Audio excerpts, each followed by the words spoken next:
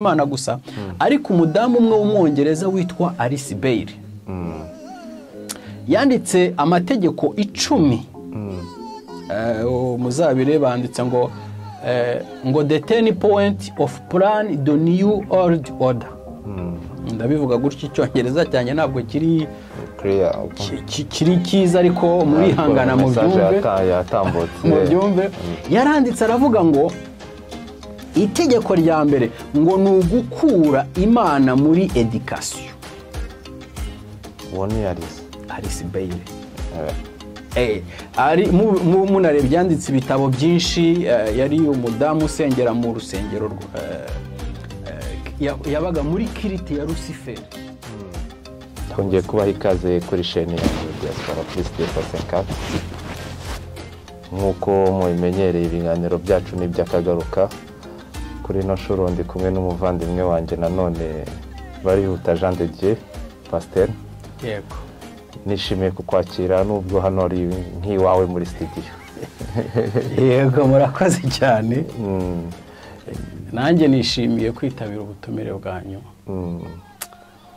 Imana ikomeze ibahe umugisha kandi ibahe imbaraga zo gukomeza kugeza ku batuye isi ko iyi system igera ku isi yose nanjye ngo kugeza ngo ubutumwa cyangwa se amakuru ku banyarwanda ariko byarenze abanyarwanda kuko ni isi yose yego nakwifashije kuri no shoro rero nanone kugira ngo tuganire ibintu byubaka societe ibintu bifasha umuryango w'Abanyarwanda cyangwa se abumva ururimi rw'ikinyarwanda ububazi kabakaba hafi 150,000 dushyizemo abarundi n'abandi abanyamurenge duhuje ururimi dushobora kumvikana yego nakutumiye kugira ngo tuganire ku kintu mbona abantu benshi tutatiri kuvugaho kandi ari ikintu kigaragarira isi yose ko kiragenda gifata indi ntera ni sujet tugiye gukoraho iri sensible ikomeye cyane kandi ubona ko isi iri kugenda iyifata yego yakira muri ibyo bintu tugiye kuganira nuko mfiteho amakuru ntago kubwira ngo ndahambaye kuyashakisha ariko nuko nzi ko faze ya mbere y'icyo gikorwa yamaze kuba resi 85% ubu binjiye muri faze ya kabiri y'imyaka 25 yo kugira ngo isi ibimenyere bifate nk'ibisanzwe yego iyo sije tugiye kuganiraho ni sije ifite ingufu cyane ku isi nge ntago nje hano kugira mpangana ariko nje kugira ngo nganirize abantu ku bijyanye n'ibitabo muamuzi yego twifashishe ibyabayeho kera dukeburira abantu ibishobora kuba yego abantu bagaruke mu murongo wa nyawo icyo kintu isi yose ubu turi kuvugana dushaka kugikoraho nge nawe kikaba cyatugiraho ingaruka cyangwa se ahaducisha umurongo ugasanga hajemo ibindi bibazo tutakekaga ariko kubera kwiringira Imana iyo nyirimpuhwe nyirimbabazi iyo ifite imitima yacu nizeye ko nta ngaruka zishobora kuzabaho ariko tugomba kubivugaho wenda nge nawe hari icyo twagaruramo niyo yaba ari umuntu umwe cyangwa babiri yego iyo sije ni sije y'ubutinganyi ndatangira nkubaza iki kibazo ubutinganyi ni iki kuri wowe amani reka nkwereke iyo sije irakomeye ariko umwami Imana dushoboze aduha imbaraga ni sije ikomeye iyo ni systeme y'isamane niwo murongo isi iri kujyamwo rero birakomeye ariko tutaratangira neza ntarasubiza ikibazo cyawe reka mbanze nsenge ko kugira ngo Imana iduhe imbaraga zo gukora iki kiganiro uko iki kiganiro kugikoraho ni ukurwanya satani ni ukurwanya shitani kugikora iki kiganiro ni ukumurwanya rero reka dusenge kwanga Imana iduha imbaraga zo muri iki kiganiro turi bwifashe ziri budufashe Uwiteka Mana yacu, Mana igira neza, Mana ikiranuka, Mwami Mana nongeye kuza imbere yawe, njyewe n'umugaragu wawe ahangaha. Amani tugiye gukora iki kiganiro, Mwami tugiye gutanga ubutumwa ku batuye isi. Mwami Mana wigaragaze muri iki kiganiro, Mwami udufashe, Mwami ubane natwe, Mwami uhagararane natwe muri iki kiganiro kugira ngo gifashe benshi kandi gikebure benshi. Mwami kigarure abataye inzira cyangwa se abataye umurongo. Mwami rero duha imbaraga muri aka kanya, dufashe uhagararane natwe mu byo tuvuga ibisobanutse kandi bibasha kumvikana. Mwami Mana bana natwe, ndasenze nizeye kandi mu izina rya Kristo Yesu, amen amen. Amani ndaje. Yego, wambwiye ngo ubutinganyi ni iki? Ubundi ubutinganyi reka barego nsobanura, ariko abadukurikiye baraza kumenya byinshi ku butinganyi. Ubundi ubutinganyi ni uburyo bwo gukoresha ibitsina cyangwa se igitsina. Sintinya kubivuga mu mazina kuko iyo utanga ubutumwa urapresiza. Singiye kubyita ngo andi mazina yoroheje kumva. Ubundi ni ugukoresha ibitsina uburyo bitagenewemo gukora. Urana Imana ire mu muntu, buri rugingo rwose yamushize ku mubiri ifite icyo yarugeneye ko ruzajya rukora. Rero ubutinganyi ni ugukoresha imyanya ndanga bitsina mu buryo butemewe, tugendeye ku bitabo byanditswe, ku byanditswe byera. Byose bigenda bitugaragariza ko ibyo bintu cyangwa se ubwo buryo kubukoresha butemewe. Byo butinganyi nuko nguko mbubona. Ni uburyo bwo gukoresha igitsina umuntu afite mu buryo butagenwe dushingiye ku byanditswe byera, nta kundi. Tugendeye rero ku byaranze isi ya hambere, ese ubutinganyi bwabayeho bworetse isi wabivuga iki? Ubundi ubutinganyi ntabwo butangiye ubu. Oya, ahubwo ubu ngubu ubutinganyi busa n'uburi gukorerwa publicity, cyangwa se buri guhabwa intebe. Ubundi bwahozeho na kera, ubwo isi yabayeho mbere yarimbuwe, abantu bakoraga ibyo bikorwa by'ubutinganyi. Isodomu n'i Gomora nicyo cyatumye Imana ihatwika hagashya. Mu yandi magambo, iki gikorwa iyo cyatangiye mu bantu, ni uko iyo si iba igiye kuvaho.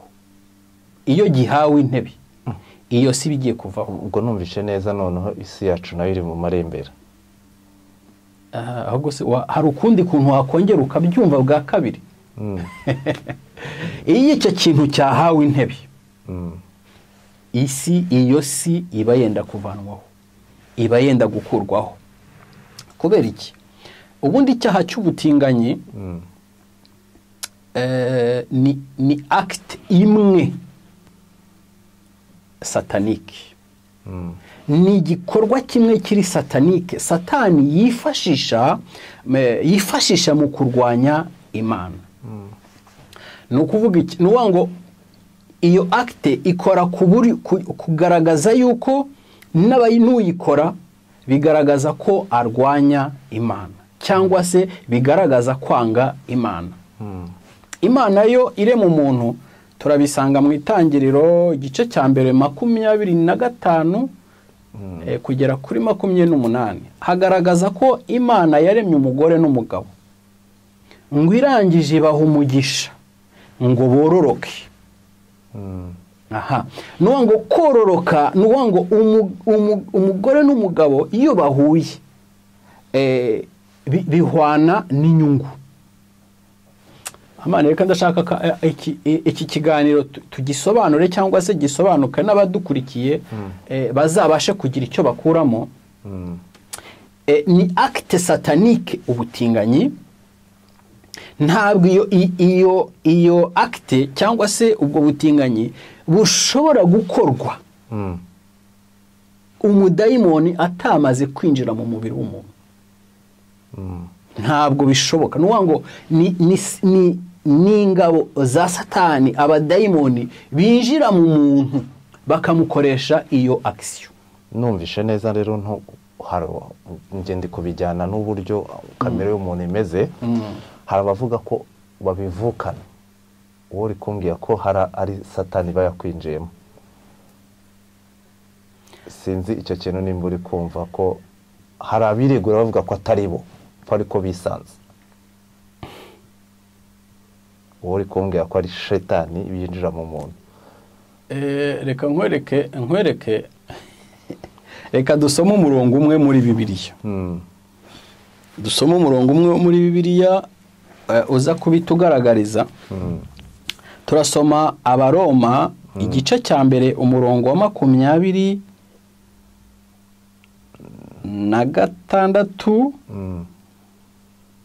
Turebe tugeze 27 kugira ngo bize kumvikana. Haravuga hati nicyo cyatumye Imana ibarekera kurarikira ibyonona. Ngo ndetse bigeza ubwo umva abagore babo bakoresha imibiri yabo uburyo bunyuranye n'ubwo yaremewe. Urumva? Nuwa ngo aba bantu banze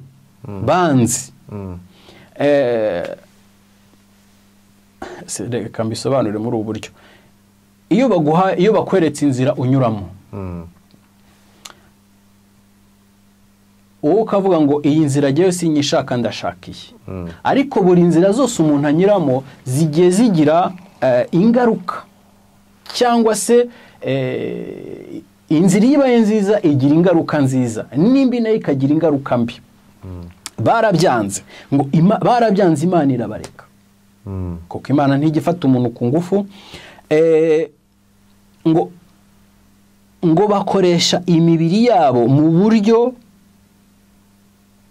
ngo bunyuranye n'ubwo yaremewe.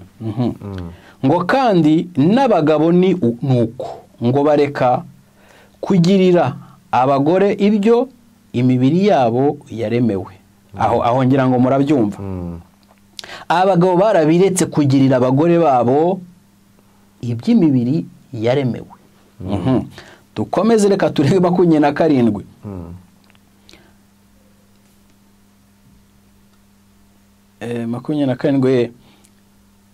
Ngo abagore iby'imibiri yabo yaremewe ngo bashyushywa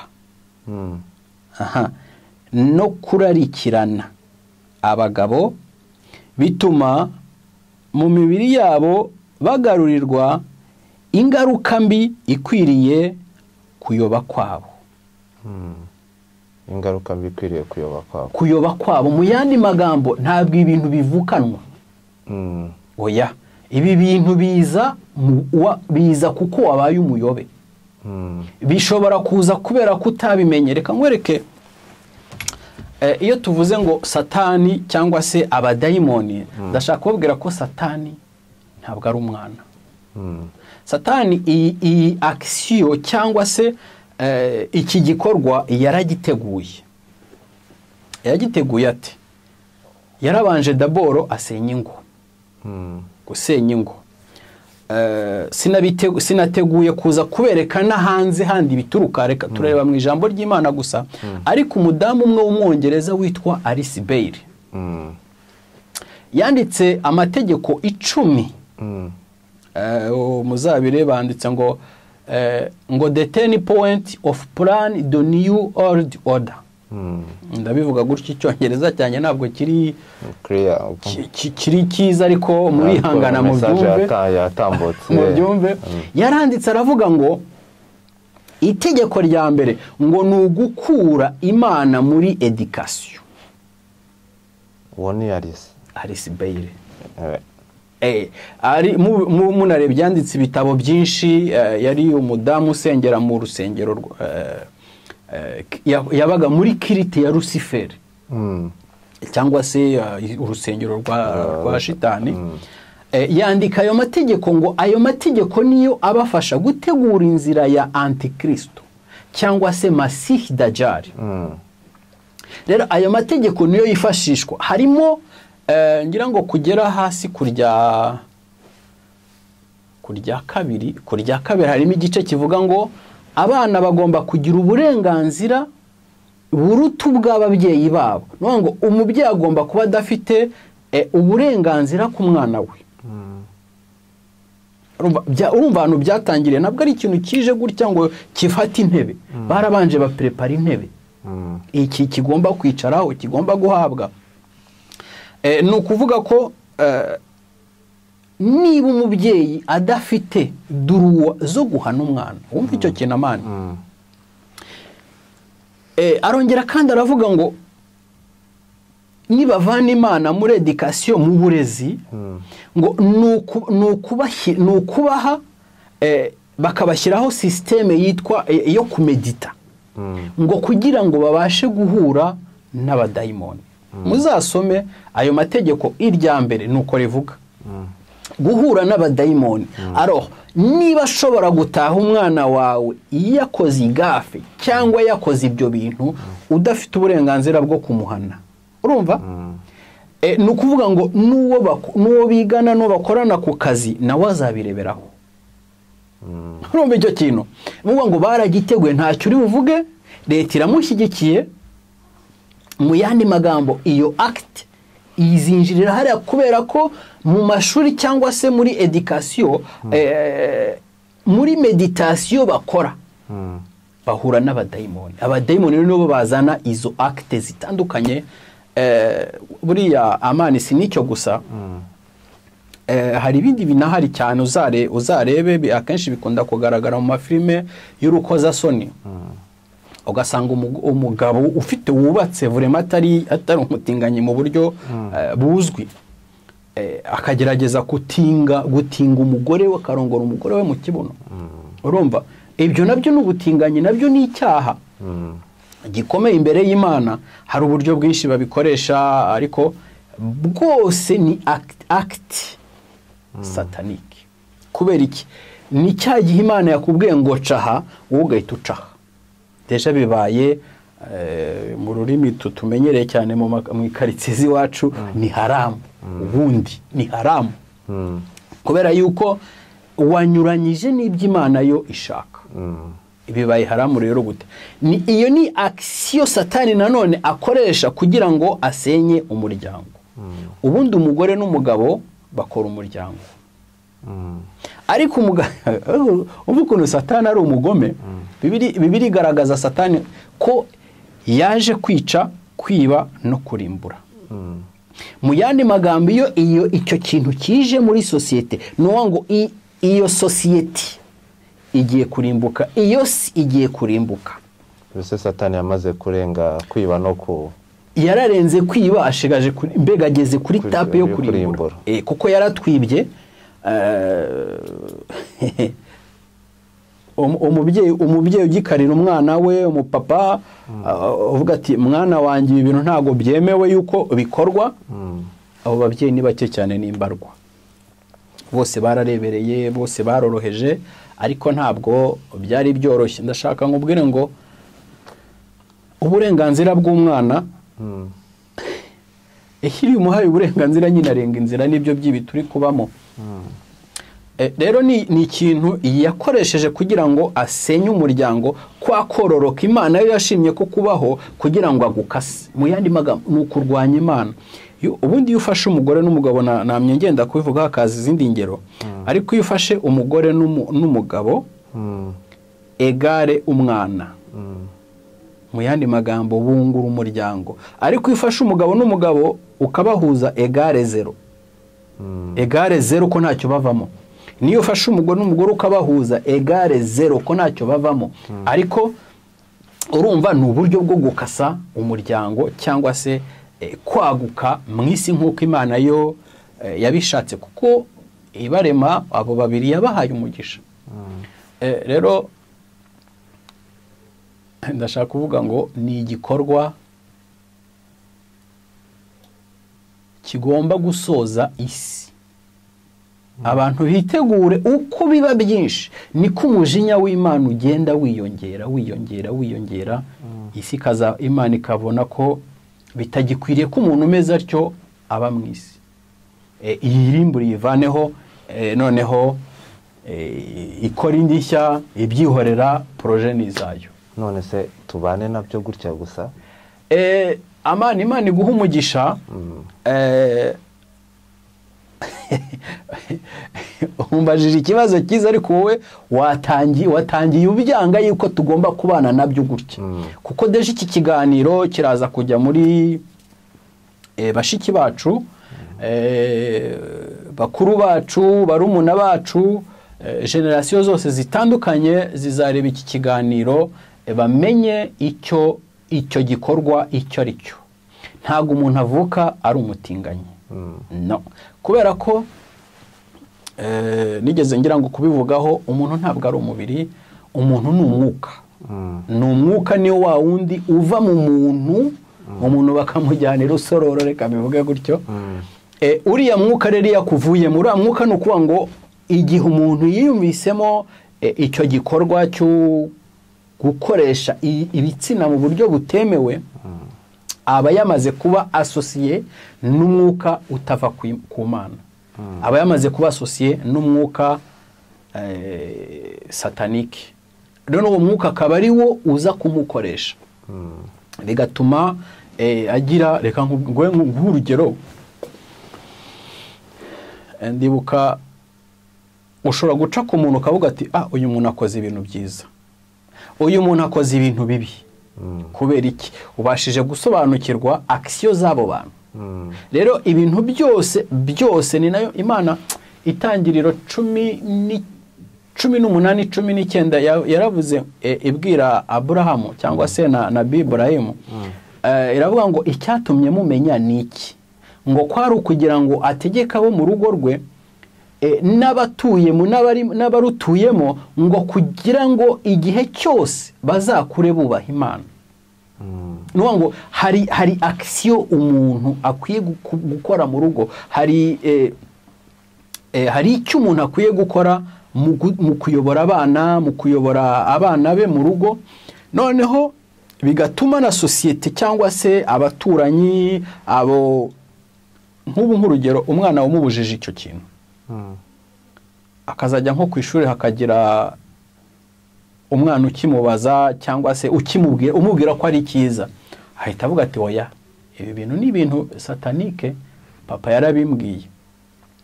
Mu yandi magambo, wigishije uwawe ariko wigishije na sosiyete. Rero ibi ntabwo dukwiye kubirebera cyane cyane duhera mu ngo zacu. Ndashaka mbabwira ikintu kimwe, Satani ntagira idini. Sasa yagutwara uri umwisilamu uragenda, yagutwara uri umukirisitu uragenda, yagutwara uri umupagani uragenda, kuko we ntagira idini. Wakeneye abazamugaragira mu gihe azaba mu muriro wa Jahannam. Nibakeneye abo bazabana bazajyana, nibakeneye kandi iyo buriya abantu, buriya naje gusanga benshi ntago bakunda gusoma. Iyo usomye ibi bitabo, ya wasoma Korani, wasoma Bibiliya, urabibona neza yuko Imana yashizeho inzira zo kubamo kandi ishyiriraho n'abantu ibihano. Reka dusome Korani surati ari mu minuna. Birangora kubiprononcera, mumbabarire. Umurongo wa kangahe? Duhere kuri aya ya mbere tugeze kuri 5. Uze kuma ndasoma mu Kinyarwanda, ubwo abazi Icyarabu no bazahadusomera. Aravuga hati ngo rwose abemera Mana, mu yandi magambo ni abizera, ngo bahiriwe. Abahiriwe, urakumva, abahiriwe ubundi guhirwa. Ariko reka no gusobanura ijambo ku ijambo, reka dusobanure kuri icyo kintu cy'ubutinganyi gusa. Ngo abahiriwe, abemera Mana bahiriwe. Banze wumve. ngo ba bandi bakora iswara zabo bibombaritse abahiriwe ndi kugukurikira bibombaritse aha namwe nshuti bavandimwe nshuti za diaspora de 150 mudukurikiye mwumve ibi bintu mubisobanukirwe kandi ndashaka mbabwira ikintu kimwe icyo utaruzi niwo mwanya cyangwa nicyo gihe cyo kugipuratika turatona mu minuni yego aya ya mbere turageza ku ya 5 ngo na ba bandi birengagiza ibidafite akamaro ibidafite akamaro umuntu aba akwiye kubyirengagiza ngo mu mvugo no mu bikorwa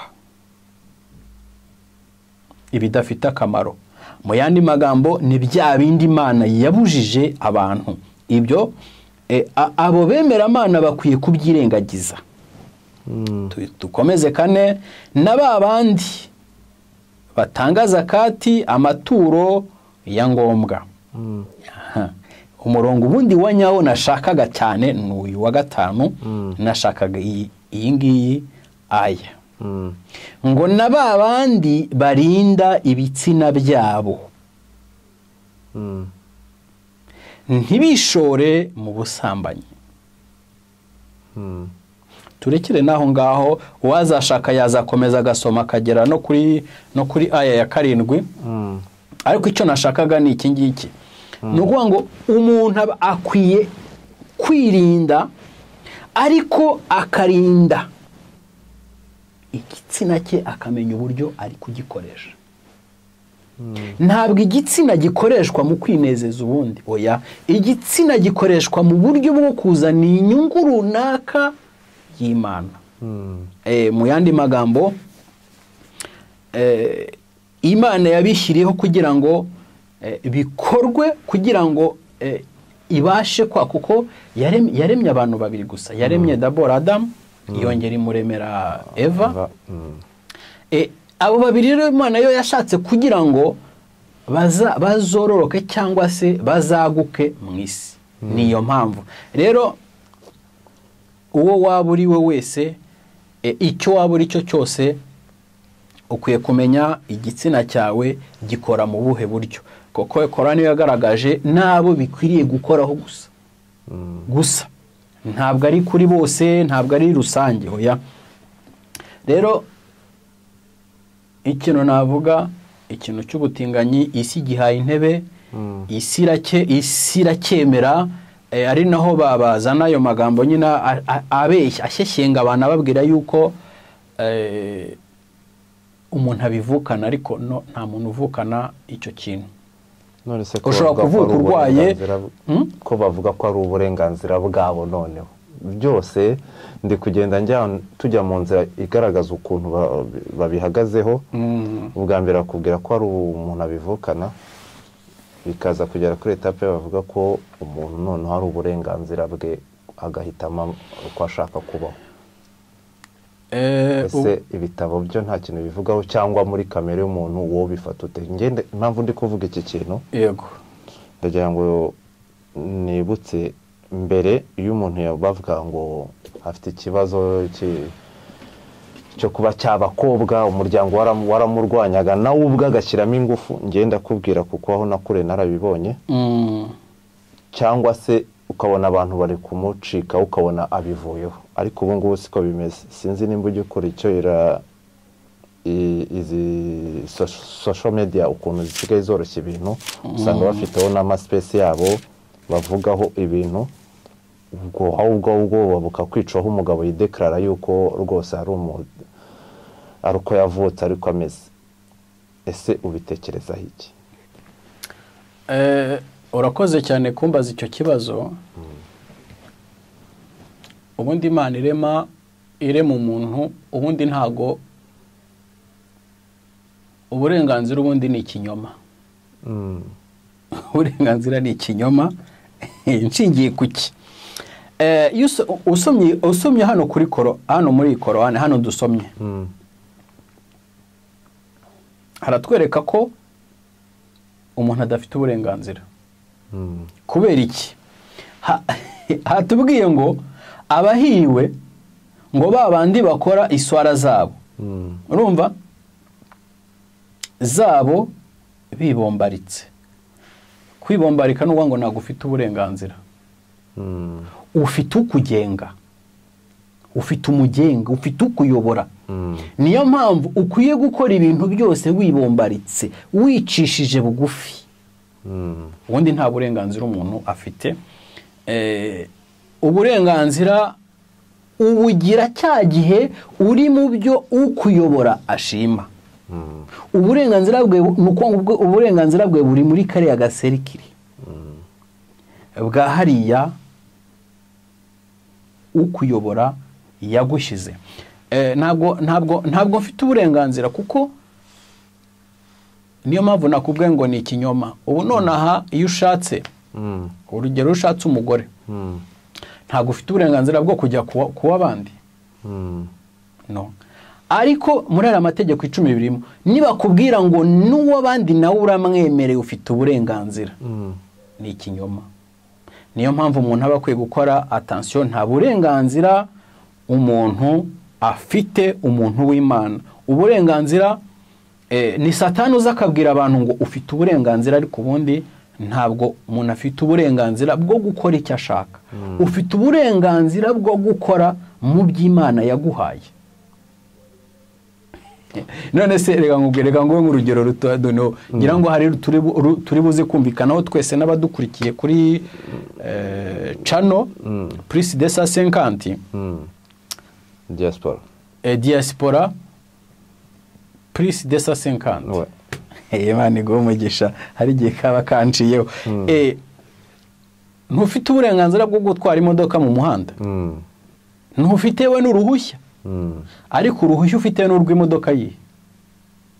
N'urwo gutwara iyawe cyangwa se iyo uguze cyangwa iyo uhawe. Ariko ntufite uburenganzira bwo kugonga imodoka y'abandi. Ntabwo ufite uburenganzira, urabufite mu muhanda, ariko bufite limite. Hari aho utarenga. N'umuntu rero uwo ari we wese n'importe qui nta burenganzira afite. Ukurikije dore niyica no turi kureba anganayo nikiri ku publicity. Urantagati koze mu mabara yabo. Nibyo nari ngiye gusubiramo. Bura nari twari turi kugenda tubijyaho. Uburenganzira ubu ngubu bari guharanira, ubwa mbere ibyo natangiye vuga nti faze ya mbere yararangiye, ibaresi 85%, 45%.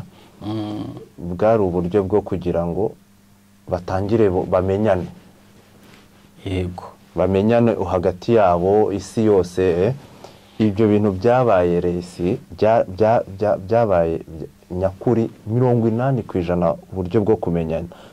Mu kumenyana hari harimo gucreate ama groupe, ama association, isi yose, no kugira ngo babanze bagire ingufu mu kwiga, mu kugira iki.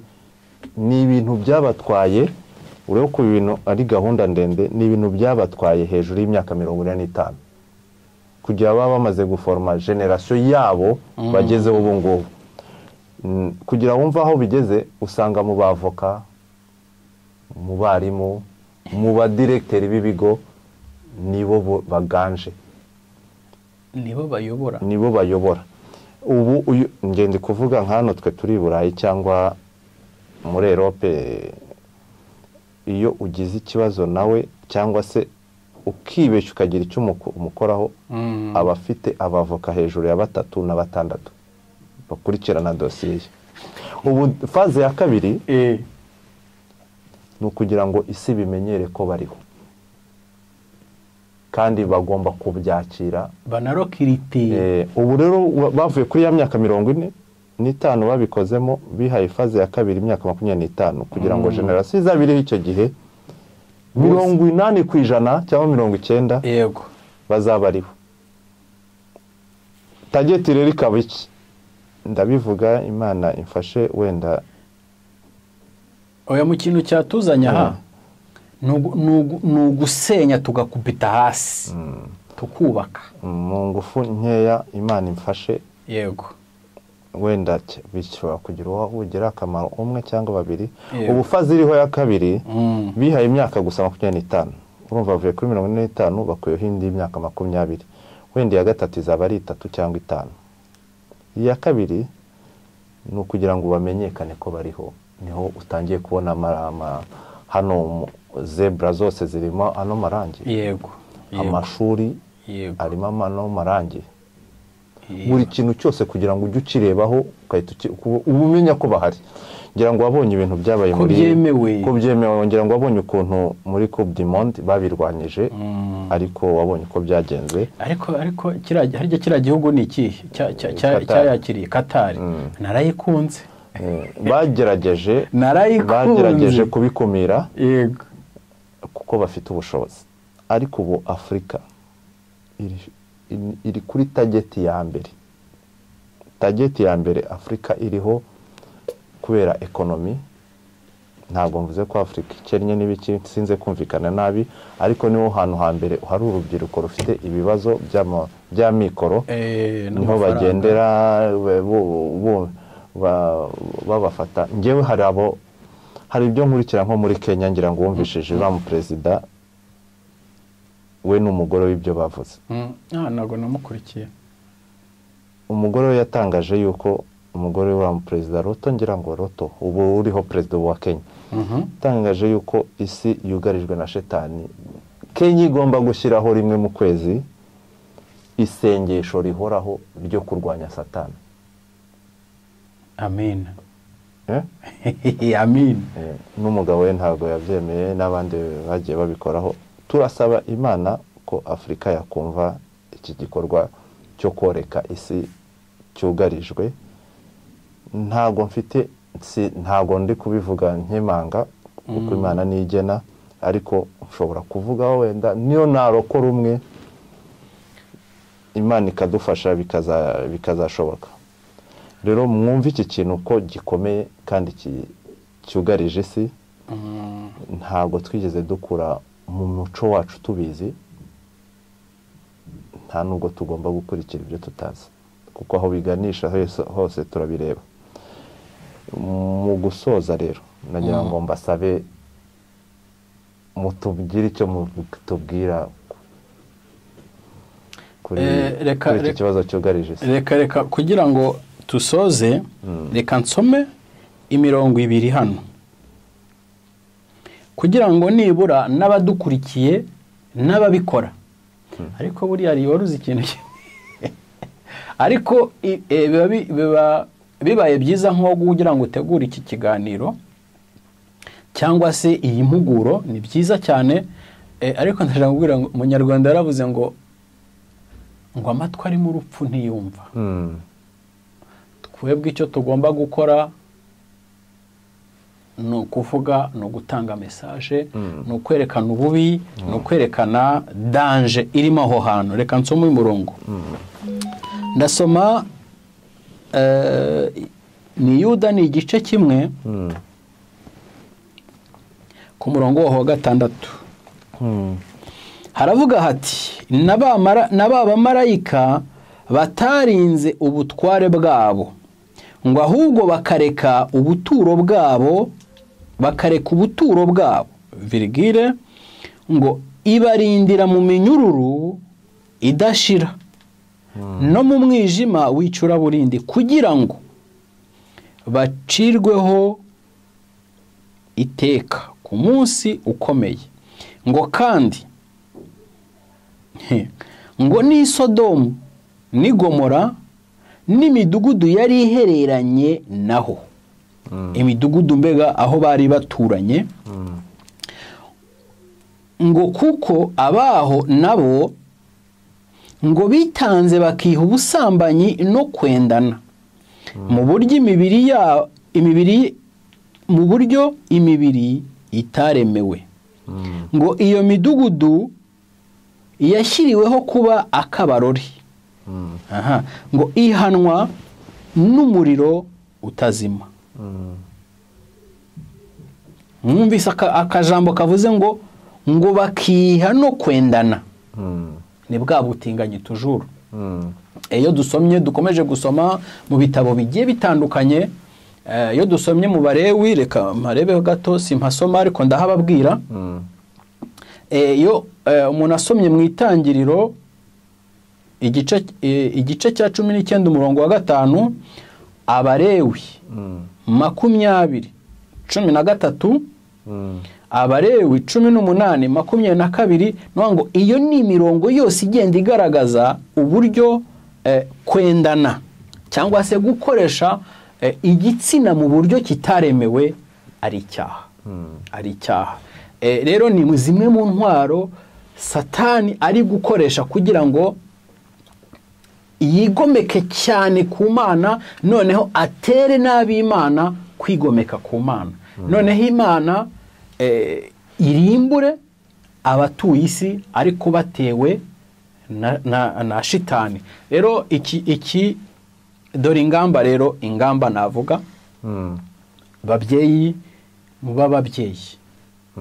Ubu ngo Satani afatanyije n'abategeka b'isi bafatanyije ko umubyeyi n'umwana n'abajama.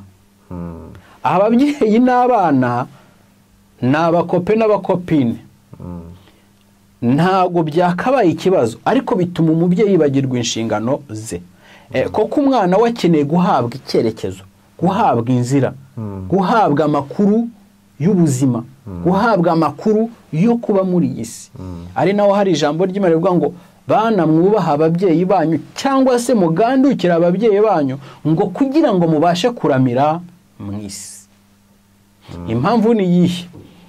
Imana yateganyije yuko abana bakwiye kubaha ababyeyi, noneho ababyeyi bakabaha umurongo w'ubuzima. Mu murongo w'ubuzima rero niho hari kubuzwa ibi bintu. Iyo rero ababyeyi barangaye, izi ni zo ngaruka zo kurangara. Ariko barangaye batabigizemo uruhare, barangaye ahubwo nabo babitewe. Rero ni igihe cyo gukanguka. Ababyeyi mukanure, mwigisha abana banyu, musobanurira abana banyu, mubasomera ibitabo, mubabwire kandi hakiri kare bakiri bato. Akenshi usanga umubyeyi yibuka kubwira umwana ageze mu myaka akora amakosa. Ariko umwana akwiye kubwirwa akiri muri ibiri cyagiye yamaje gutangira kumva. Mwana wanjye, ibi ntibyemerwa, ibi si byo, ibi ni ikizira imbere y'Imana. Ariko akenshi babyeyi mugira umwanya musome ibi bitabo. Rimwe na rimwe ndabumva amani. None se niba nawe ntacyazi, niba atazi aho byanditse, niba iwabo batarabimubwiye ko muri iki gihe nyine bariyaranje, hagiye intambara, bamwe haboneka imfubyi nyinshi, abantu bakora atagira ababyeyi. Ariko ndashaka mbabwira ngo ijambo ry'Imana niryo rigomba kukubera umubyeyi. Ijambo ry'Imana niryo rigomba kukubera umutegeka n'umuyobora. Kuko numara kugira ijambo ry'Imana muri wowe, uzamenya n'icyo ubwira umwana. Dukina kungufu bigeze kunkubita ingumi, bankubita ingumi, numva iranyisha, mbona amatara aratse mu maso. Buryo wanayikinnyeho? Ugira ngo ujya gukura utakubaganye muri byinshi. Iyo agakiza kataraza urakubagana. Nuko impamvu nshobora kubwira umwana ngo uzitondere iki kintu, nuko nayitewe. Iyo ngumi narayibonye ndayizi. Nshobora rero, niyo mpamvu nshobora kubwira umwana ngo witondere ingumi zahegera mu maso.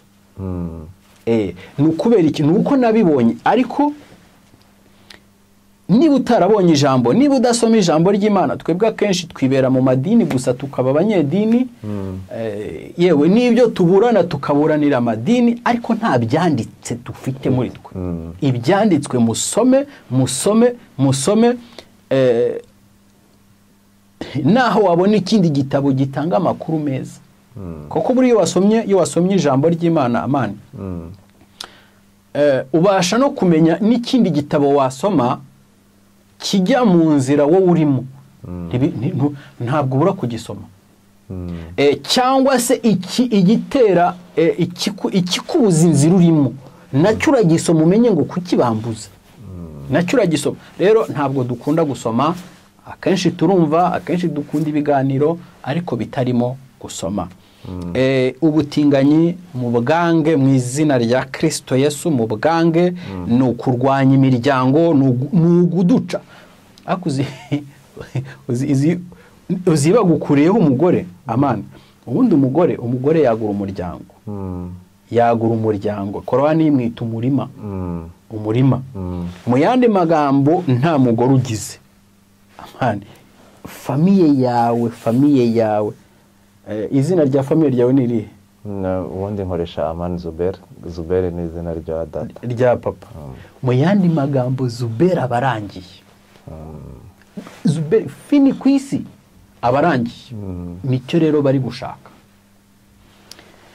sinzi niba ariko twijya muri byinshi ariko Satani ashaka guca imiryango kugira ngo arwanye Imana ayihombye nicyo akeneye rero niho ubona utu tuntu nyine twadutse turi gufata intebe utu tuntu tubi cyane tw'uburozi mu bantu bene data rero mudukurikiye mwigisha abana mubasomere ibitabo byanditse mubasomere abasoma Bibiliya muyisome mubabwire abasoma Korowani muyisome mubabwire kuko Satani nta ruhande abogamiraho we ni ububi gusa nta kindi rero Imana ibaho umugisha mwari kumwe na Pastor Jado ari kumwe n'umuvandimwe Amani wamutumiye muri iki kiganiro rero Imana imuha umugisha harya cano ni Diaspora Plus de 50 nanjye ndagushimiye kuba witabiriye ikiganiro nari nateguye nkangiye nk'umunyamakuru sinakagombye gufata position ku byo uvuga ariko kubera ko ari ikintu kihangayikishije isi kandi kitari mu byo twemera yewe wowe ukaba tudahuje kwemera ariko twaba dushobora kuganira yego twese twaba tubihurijeho ko iki kintu ari ikintu tugomba kurwanya twivuye inyuma ikintu ni haramu cyane tugomba gufasha abadukomokaho ntibazakurire mu byo tutaciyemo kuko isi yabiri kurimbuka nishimiye kuganira namwe ninongera kugukenera ndabigusabye nkuko usanzwe bigira unyitabira ku gihe ndabikunda cyane ntago nagusuzugura kuko ngusuzuguye nanjye mba nisuzuguye kuko sosiyete turimo niyo ndimo ngusuzugura nabwo nanjye simba niyibagiwe ubwo nanjye nuko mba nisuzuguye rero turi urugingo rumwe murakoze cyane yego murakoze cyane gusoza njye babagezagaho ikiganiro nitwa Amani Zubair murakoze Yeah.